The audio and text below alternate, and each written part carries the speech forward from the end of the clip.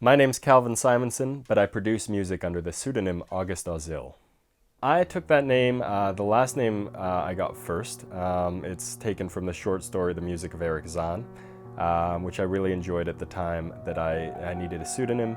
And I'm really into alliteration, so when trying to pick a first name, a given name that would fit with that surname, I had few options. I had Audrey, which I don't think I look like an Audrey. I had Aubrey, which if Audrey's a girl's name, Aubrey's a black guy's name. And I couldn't pull that off. So I ended up going with August, which is slightly less pretentious than Augustus. I've always been attracted to the arts and creative fields. I think music particularly appealed to me because it's the most compelling art form. I feel like music, in the shortest time possible, can make us feel the widest range of emotions in a way that other forms do, but not nearly to the same degree. And music does it completely via abstraction, whereas most art forms are a lot more literal and somehow just do not affect us as strongly.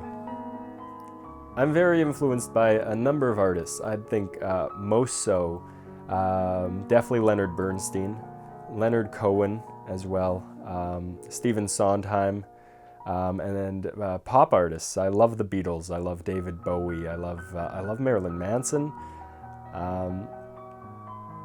and Tom Waits has recently become one of my favorites.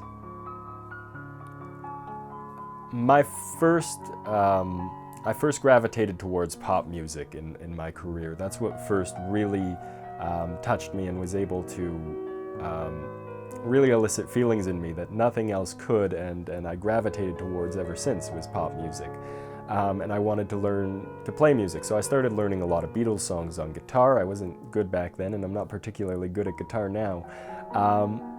But I tried songwriting on guitar, and it's a very difficult process. I couldn't pick out the patterns on guitar, and I watched This Is Spinal Tap, and there's one point in that movie where they're playing a song in B minor.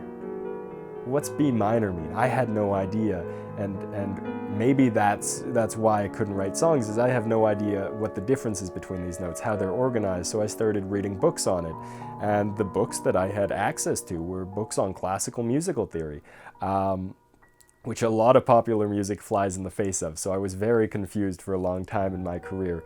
But in pursuing these books, I did learn a lot more. I learned to appreciate classical music, and I built my foundation on classical music such that now everything I approach with somewhat classical sensibilities.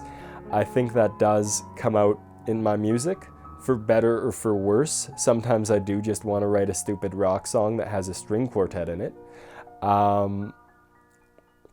I am really interested in, particularly right now, the modern timbres of music, the sound of modern music. I think when people look back at where we are now, that's what we're going to see the most innovation in, but with that classical sensibility. Earlier when I was listing my influences, I think one of the things that they all have in common, or just about all of them, is their capacity for teaching and their love of teaching and passing on the skills. I've had the opportunity to do a little bit of teaching myself to the degree that I'm able. Of course, I'm far from where they are, but I was happy to pass on a little bit of the knowledge I've acquired at AIMCon, that's the Alberta's Electronic Music Conference, which was a very funny dissonance, if I can say so, of chatting with people who are interested in making club bangers, like EDM hits, and chatting about how classical rhythms influence that, and how I think they're going to continue to influence them moving forward, and where I think EDM is going to be based on my knowledge of where it comes from, because electronic dance music is still dance music, which we've been making for thousands of years in the folk idiom, as well as classical. And A lot of these people think what they're doing is new, and in reality they were doing it in Hungary 600 years ago.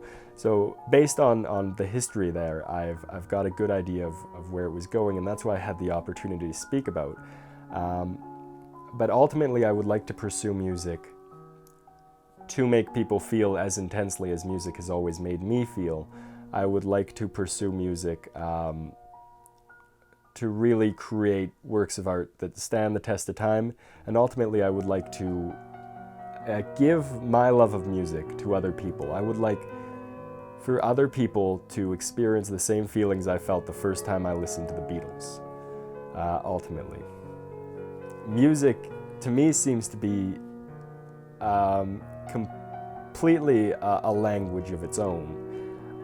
Whereas we develop language, it seems to me that the reason we develop language is for the literal communication of certain things. I can say, hey, do you have food to share, or something of that. It makes sense that we develop that, and we can communicate very literally with each other.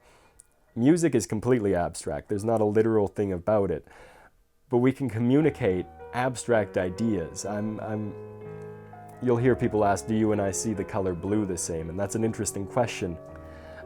I'm very convinced you and I listen to pieces of music the same way. When you and I listen to the same piece of music, I do believe we are experiencing the same feelings. That's not something we can properly communicate with our verbal language. How many emotions can we list? Sadness, happiness. What does your happiness feel like? There's a different happiness when your sports team wins than presumably on the day you get married. You can't properly communicate these things without maybe 1,000 words, and to me a song is worth 1,000 words.